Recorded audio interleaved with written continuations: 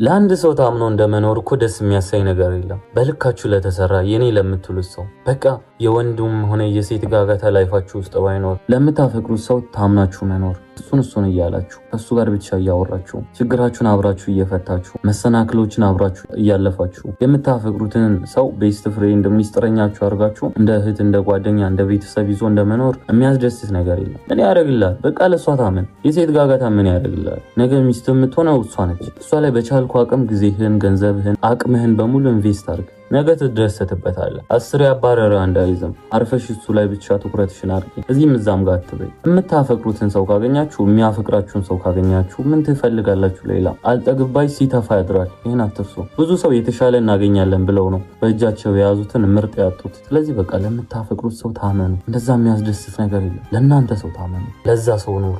በጣም ነው ደስ የሚለው። ለአንድ ሰው ታምኖ መኖር ከምንም ይበልጣል። ስለዚህ